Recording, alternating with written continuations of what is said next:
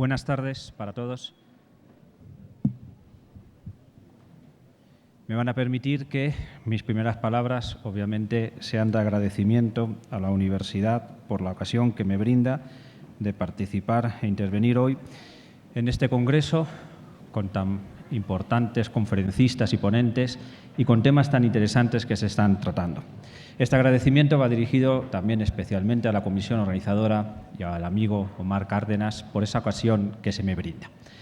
Como se ha señalado en la presentación, el objeto de mi intervención es analizar con ustedes cómo pueden tutelarse de manera colectiva los derechos humanos en el ámbito del Sistema Europeo de Protección de Derechos Humanos.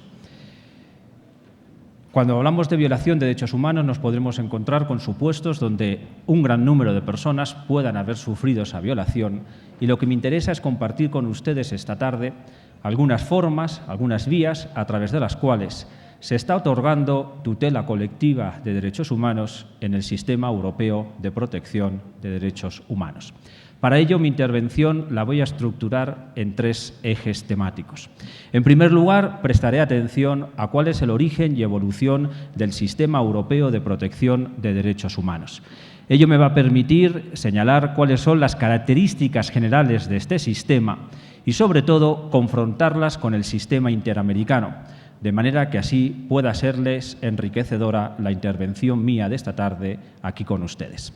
Una vez que haya realizado esa pequeña parte introductoria, aterrizaré en el análisis de aspectos relativos a la legitimación para el acceso al Tribunal Europeo de Derechos Humanos. Es decir, analizaré quiénes son las personas o los sujetos que ostentan una posición jurídica que les legitime para demandar a un Estado ante el Tribunal Europeo. Y aquí analizaré principalmente dos cuestiones. La primera, los supuestos en los que se está reconociendo legitimación activa a las denominadas víctimas potenciales, de manera que esas víctimas pueden conseguir la tutela de los derechos humanos de determinado grupo. Estamos hablando, por tanto, de una legitimación para la tutela de intereses, en este caso, mejor dicho, de derechos humanos, de personas que pertenecen a un determinado grupo. Y, en tercer lugar, para cerrar mi intervención, haré referencia a un caso que se ha dictado relativamente hace poco, en el que se ha reconocido legitimación activa a una organización no gubernamental para pedir la tutela ante el Tribunal Europeo de Derechos Humanos de intereses difusos. Ya no estamos hablando de la tutela de los intereses o de los derechos, en este caso, de una persona en concreto, sino de varias personas que se encontraban en la misma situación que se encontraba la víctima. Como ven, esos son los tres ejes temáticos, como les digo, sobre la base de los cuales quiero estructurar la intervención y aprovechar el tiempo que tengo por delante. Hace un momento les decía que, en primer lugar y con carácter introductorio, quiero hacer referencia a cuál es el origen y evolución del Sistema Europeo de Protección de Derechos Humanos. Como este eje temático es introductorio, evidentemente será el más breve de los tres. Como saben, muchas y graves fueron las violaciones de derechos humanos que se produjeron antes y durante la Segunda Guerra Mundial. Al término de este conflicto bélico, en Europa en particular, pero en el mundo en general, se adquiere conciencia de que es necesario avanzar en dos frentes.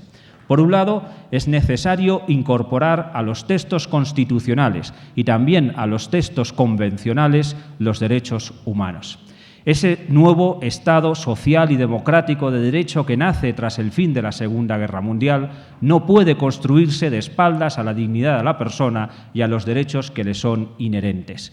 Por eso, no es una casualidad que en la década de los 40 del siglo pasado se aprueben constituciones como la alemana, la austriaca o la italiana que incorporan un gran número de derechos fundamentales a su articulado. Y de igual modo, en el ámbito convencional, no es tampoco una casualidad que pocos años después del fin de la Segunda Guerra Mundial se apruebe el Convenio de Roma para la protección de los derechos humanos y libertades fundamentales del año 1950. Para que puedan entenderme, si hablando las distancias, este convenio viene a ser el equivalente al Pacto o a la Convención de San José que rige aquí en el sistema interamericano. Pues bien, les decía que son dos frentes los que se abren tras el fin de la Segunda Guerra Mundial. La necesidad de incorporar a los textos constitucionales y convencionales los derechos humanos, a ese acabo de referirme. Pero, en segundo lugar, también es necesario dar un paso más. ¿Por qué motivo? Pues porque las violaciones de los derechos humanos han existido, van a seguir existiendo y, por tanto, lo que hay que articular, por un lado, hay que evitar que se sigan produciendo, pero para cuando se produzcan, lo que hay que hacer es articular los mecanismos más efectivos para la protección de esos derechos humanos en caso de violación. Y esos mecanismos pasan necesariamente por reconocer y por tener presente que el Poder Judicial juega un papel esencial en lo que es la protección de los derechos fundamentales. Pertenece al núcleo duro e irreductible de la labor jurisdiccional la protección de los derechos humanos en caso de violación. Por eso, en el ámbito interno de los Estados europeos, tras el fin de la Segunda Guerra Mundial, se puede apreciar cómo se refuerzan los sistemas jurisdiccionales de protección de derechos humanos. Y verán incluso cómo hay países, no todos, pero hay países en Europa que tienen un sistema reforzado en el ámbito interno de protección de derechos humanos. ¿A qué me refiero? Pues me refiero a que se implica a la jurisdicción ordinaria y a la jurisdicción constitucional en la protección de este tipo de derechos. Doble vía de protección en el ámbito interno de los derechos fundamentales en caso de violación. Pero no solo se preocupa o se adquiere conciencia de que es necesario otorgar al Poder Judicial esa labor de protección efectiva de los derechos en el ámbito interno, sino que se empieza a hablar de la necesidad de crear un órgano jurisdiccional que exceda de las fronteras territoriales de los Estados. Estamos hablando de la necesidad de crear un órgano de ámbito regional europeo y este órgano, como les digo, nace tras la aprobación del Convenio de Roma de 1950 y es el denominado Tribunal Europeo de Derechos Humanos. Este tribunal es el equivalente aquí al sistema, como saben de sobra, es el equivalente a la Corte Interamericana de Derechos Humanos.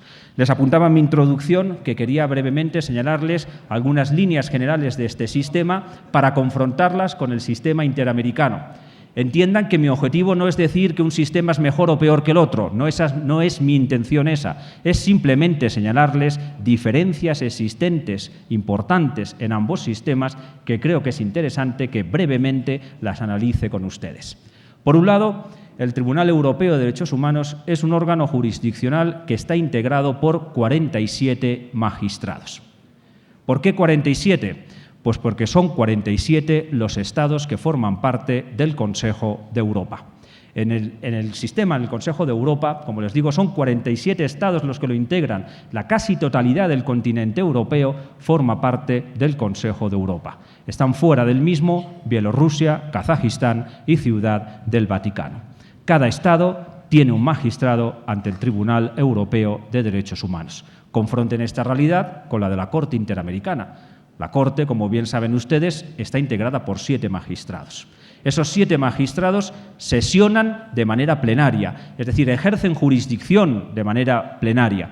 Sin embargo, en el caso del Tribunal Europeo de Derechos Humanos, nunca los 47 magistrados ejercen jurisdicción conjuntamente. La jurisdicción se ejerce en comités integrados por 3 o normalmente en salas integradas por 7 magistrados. Esas sentencias dictadas por esos 7 magistrados son susceptibles de impugnación ante una gran sala integrada por 17. Cuando se planteen cuestiones graves relativas a la interpretación o aplicación del Convenio de Roma de sus protocolos adicionales, es posible plantear una impugnación ante una gran sala. Vean una diferencia también importante con el sistema interamericano, donde las sentencias dictadas por esos 7 magistrados no son susceptibles de impugnación. Sumen a eso que el Tribunal Europeo es un órgano permanente y que, y aquí es la última diferencia a la que me quiero detener porque me va a permitir abrir la segunda parte o el segundo eje temático de mi intervención, en el caso del sistema europeo, la víctima tiene acceso directo al tribunal.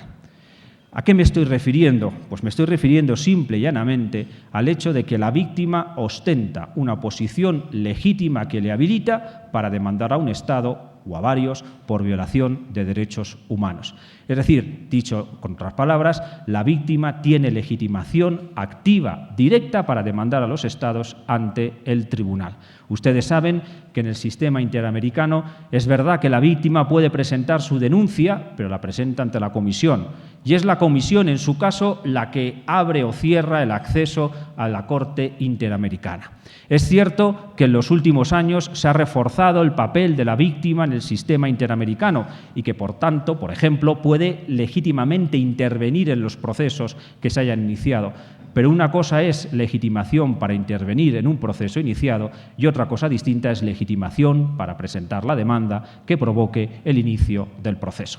Pues bien, como les digo, en el sistema europeo, y así aterrizo ya en el segundo de los ejes temáticos, la víctima puede demandar directamente al Estado ante el tribunal. ¿Quién es víctima? Pues obviamente víctima es la persona o las personas que hayan sufrido una injerencia en el ámbito de sus derechos humanos, es decir, la persona que efectivamente haya visto cómo se han violado sus derechos puede demandar al Estado.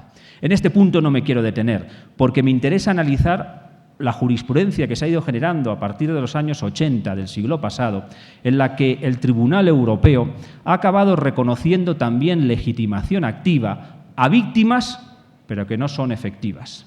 A víctimas a las que se le denominan potenciales. Víctimas, por tanto, o personas, mejor dicho, que no han sufrido una lesión efectiva en sus derechos humanos y que, sin embargo, legítimamente pueden dirigirse al tribunal y demandar a un Estado en concreto. ¿Con ocasión de qué o en qué contexto se genera este concepto de víctima potencial en el tema que me interesa? Pues se genera sobre todo, como les digo, en los años 80, en el año 1981 en un asunto seguido contra Reino Unido, en 1988 en un asunto seguido contra Irlanda y en 1993 en un asunto seguido contra Chipre. Los he agrupado todos ellos en el mismo bloque porque el supuesto de hecho es el mismo. ¿De qué situación se parte? Bueno, la situación de la que se parte es la siguiente. En el Reino Unido, en Irlanda y en Chipre, como les acabo de señalar, estaba tipificado como conducta delictiva que dos personas del mismo sexo, mayores de edad, libre, consciente y voluntariamente, mantuvieran relaciones sexuales. Eso era considerado delito en esos ordenamientos jurídicos. Entiendan bien lo que les estoy diciendo. No estoy hablando de explotación de personas, no estoy hablando de abuso de menores, sino que estoy hablando, o esos códigos penales tipificaban como delictivas esas conductas, que dos personas mayores de edad, con el hecho de ser del mismo sexo, si mantenían relaciones sexuales, esas conductas eran consideradas delictivas. Esto origina, como les digo, la primera de las sentencias, en 1981, contra el Reino Unido, por una demanda que presenta un varón que afirma ser homosexual y que demanda al Reino Unido por entender que esa norma es discriminatoria, por entender que no respeta el artículo 14 del Convenio de Roma de 1950, que establece la prohibición de discriminación y reconoce el derecho de igualdad. El Reino Unido se defiende alegando que el demandante carecía de legitimación activa. Afirma que esa persona no ha sufrido ninguna lesión por la existencia de esa norma. Es cierto que fue objeto de investigación policial por el hecho de ser homosexual, pero esa investigación policial no trascendió al ámbito criminal y no se inició actuación procesal ninguna contra él y, por tanto, no se le impuso pena alguna. Al no habérsele impuesto pena, el Reino Unido sostiene que no es víctima. El Tribunal Europeo de Derechos Humanos no admite esta argumentación. Es cierto que esa persona no fue penada por el hecho de haber mantenido relaciones sexuales, pero sí que pertenece, y eso es lo que es, ahí se genera ya esta concepción de víctima potencial, sí que pertenece a un grupo de personas, en este caso personas de condición homosexual, cuya conducta diaria viene determinada por la existencia de una norma que les obliga a actuar de una determinada manera, puesto que si no se ajustan a lo que dice el Código Penal, se exponen, obviamente, a la imposición de una pena. Y se dictó sentencia a favor del demandante. Reino Unido no modificó su ordenamiento jurídico penal en bastantes años y a pesar de esta sentencia, posteriormente podremos encontrar en la jurisprudencia del Tribunal Europeo un gran número de sentencias en las que se estiman demandas de personas que fueron condenadas, en este caso sí, fueron víctimas directas por el hecho de haber mantenido este tipo de relaciones sexuales. En el caso seguido contra Irlanda, el supuesto es el mismo. El Código Penal contempla esa conducta como delictiva y se presenta demanda por un varón frente al Estado de Irlanda y Irlanda se defiende alegando que ni siquiera en este caso esa persona demandante fue objeto de investigación policial. Por lo tanto, ya ni siquiera podemos entenderla como víctima potencial y, sin embargo, el Tribunal Europeo se sigue manteniendo en ese planteamiento. El demandante pertenece a un grupo o categoría de personas cuya conducta viene determinada por la existencia de una norma que lo obliga a actuar de una determinada manera y si no se ajusta a la misma, sufre una lesión o una injerencia en su ámbito del libre desarrollo de su personalidad y, por tanto, legítimamente puede demandar al Estado. Y el tercer caso, el seguido contra Chipre, ya tenemos que está más consolidada esta jurisprudencia, pero Chipre se vuelve a defender, En este caso, el demandado se vuelve a defender alegando la falta de legitimación activa del demandante y poniendo de manifiesto un dato importante. Reconoce Chipre que efectivamente conoce las sentencias dictadas contra el Reino Unido y contra Irlanda, pero en el caso de Chipre dice: en mi ordenamiento jurídico es cierto que esa norma está integrando el Código Penal, pero es una norma que desde hace años no se aplica. No se persigue criminalmente a nadie en mi país por el hecho de mantener ese tipo de relaciones sexuales, sostiene la parte demandada, y que, por tanto, no procede que se le reconozca legitimación activa a la parte demandante. Sin embargo, el Tribunal Europeo vuelve a reiterar ese planteamiento y sostiene que, si bien es cierto que esa norma lleva años sin ser objeto de aplicación, bastaría un cambio en la política criminal para que la norma se activara y que, por lo tanto, ahí se está produciendo una violación de los derechos reconocidos en el Convenio de Roma del año 1950. A partir de ahí, de ese año, nos vamos a encontrar hasta el día de hoy numerosas sentencias en las que se reconoce legitimación activa a esas víctimas potenciales por pertenencia a un grupo o categoría de personas. Pero brevemente me gustaría hacer referencia a dos casos más recientes, y así cierro el círculo, ¿no? He hecho referencia a los tres primeros casos en los que se establece o se reconoce este tipo de legitimación activa y me gustaría, como digo, brevemente referirme a otros dos más recientes.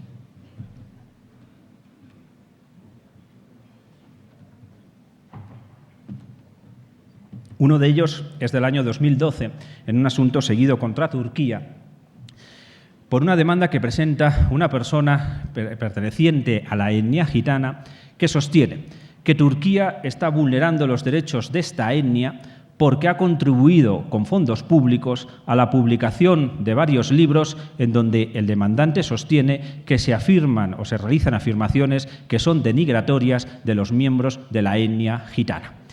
La parte demandada, en este caso Turquía, alega la falta de legitimación activa de la demandante en la medida en que las supuestas alegaciones o manifestaciones realizadas en esos libros no se realizan directamente dirigidas a esa persona que está actuando como demandante. Es decir, no es víctima directa porque ella no es a la que se le hace referencia en el libro.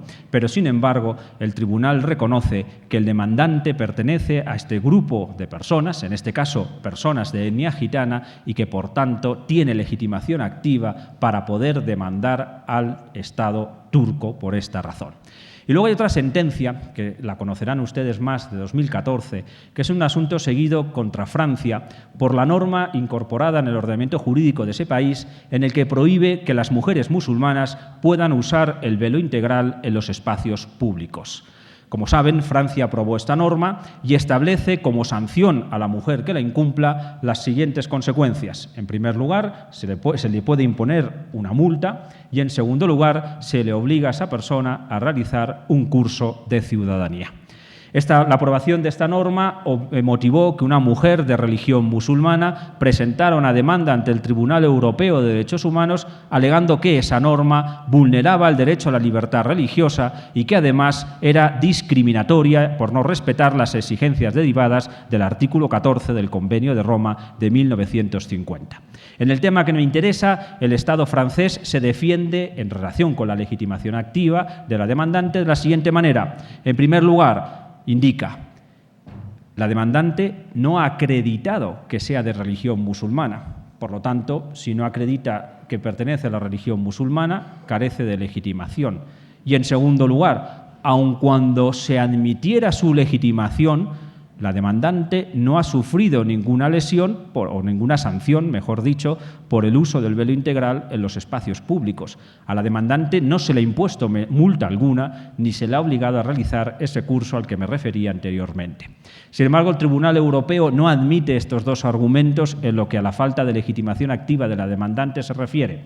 Por un lado, sostiene, en este caso de víctimas potenciales, el que afirma que pertenece a un grupo o categoría de personas que está afectado por una norma o por una conducta, por una previsión normativa, etcétera, no tiene que acreditar su pertenencia al grupo.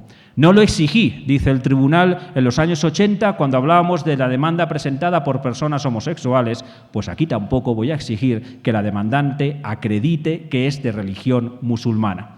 Y por otro lado, en segundo lugar, es cierto que a esta señora no se le ha impuesto sanción ninguna por el uso del velo integral, pero su día a día, su conducta, su vida diaria viene condicionada por la existencia de esa norma.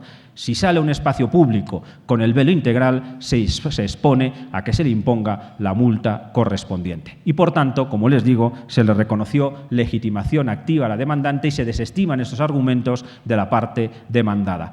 Una cosa es, ahora bien, que se le reconociera legitimación activa y otra cosa es que se estimara la demanda. En este supuesto, el Tribunal Europeo no estimó la demanda por entender, sin entrar en temas de libertad religiosa, por entender que en las sociedades occidentales el modo normal de relacionarse las personas es exhibiendo el rostro y que, por lo tanto, el Estado francés legítimamente puede exigir que todas las personas, incluidas también las mujeres musulmanas, exhiban su rostro en los espacios públicos como modo normal de relación entre las personas en el contexto de esa sociedad, de ese Estado.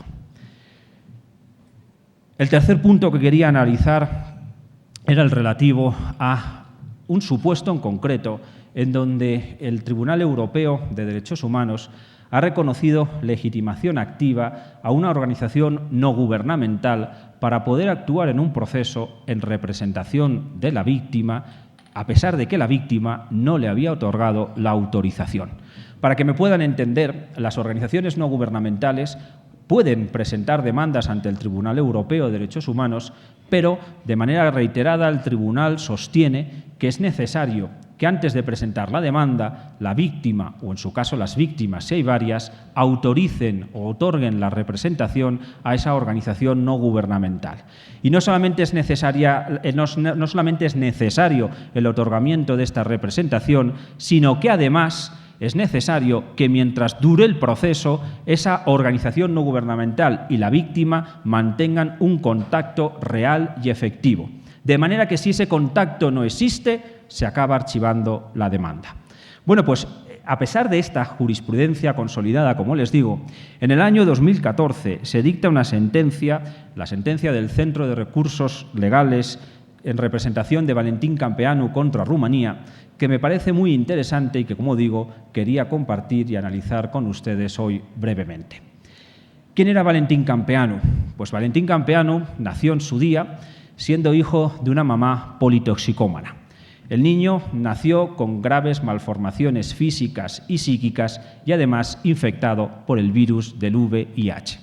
Cuando nace el niño, la mamá lo abandonó en un centro público de acogimiento de menores. Durante toda su minoría de edad, esta persona vivió en ese centro público sin recibir la asistencia médica, sanitaria, adecuada, atendidas las enfermedades que padecía. Cuando Valentín Campeanu alcanza la mayoría de edad, la situación cambia simplemente porque es trasladado a un centro de mayores, a un centro dependiente de la administración pública rumana, pero de mayores. Claro, ¿en qué situación vivía esa persona en este centro? Pues vivía en una habitación con un camastro, sin sábanas, sin ropas, por tanto estaba totalmente desnudo, sin calefacción, sin ser debidamente alimentado y vivía, por tanto, totalmente abandonado y sin recibir asistencia médica y, dadas las enfermedades que padecía, con 19 años de edad falleció. Unos meses antes del fallecimiento de Valentín Campeanu, hubo una organización no gubernamental que realizó una visita a ese centro y apreció las circunstancias y la situación infrahumana en la que vivía Valentín y el resto de personas internadas o acogidas en ese centro. Tras el fallecimiento de Valentín Campeanu, esta organización no gubernamental decide en el ámbito interno presentar las correspondientes demandas contra el Estado rumano, que no prosperaron, y al agotar las instancias internas decide dar el salto al Tribunal Europeo de Derechos Humanos. En el tema que nos interesa en relación con la legitimación activa, el demandado, en este caso el Estado rumano, se defiende alegando que esa organización no gubernamental no podía ser considerada como parte legítima. El fallecido, en este caso, nunca otorgó representación a la organización no gubernamental. Es cierto que ésta visitó el centro en el que estaba Valentín ingresado, pero ni siquiera entabló una conversación con él. Y ni siquiera, por tanto, hubo, como les digo, un otorgamiento de representación. Pero a pesar de ello, el tribunal dice: si yo no reconociera legitimación activa para actuar a esta organización no gubernamental en representación del fallecido, estaría dejando sin posibilidades de tutela a todas aquellas otras personas que se encuentran en la misma situación que Valentín Campeanu. Y acabó admitiendo la legitimación de esta organización no gubernamental y dictando sentencia en la que se impuso a la Rumanía la obligación de que incorporara a su ordenamiento jurídico la regulación del mecanismo para que se otorgara representación a las personas que se encuentren de facto incapacitadas, para que se inicie un trámite de nombramiento de representante legal de todas aquellas personas que están bajo la dependencia del Estado en centros de acogimiento por discapacidades físicas o psíquicas.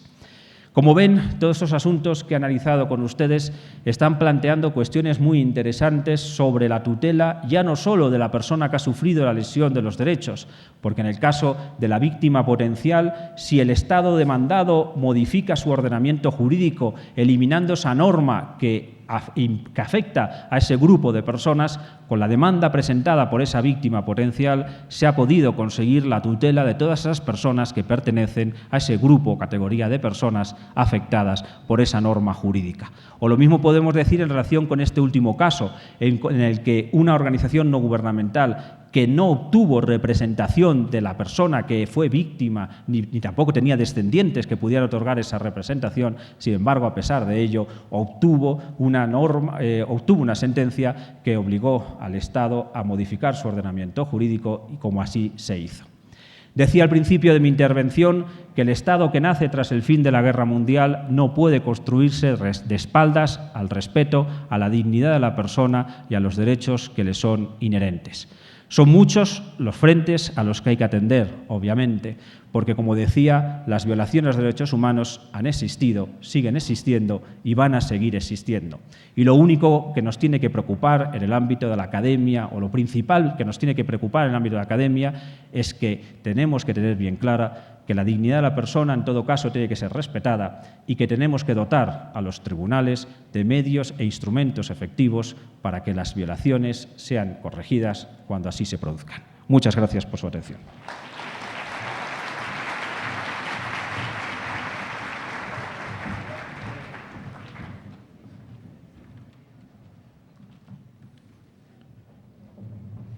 Doctor Andrés, permítame agradecer el compartir con nosotros sus ideas e ilustración.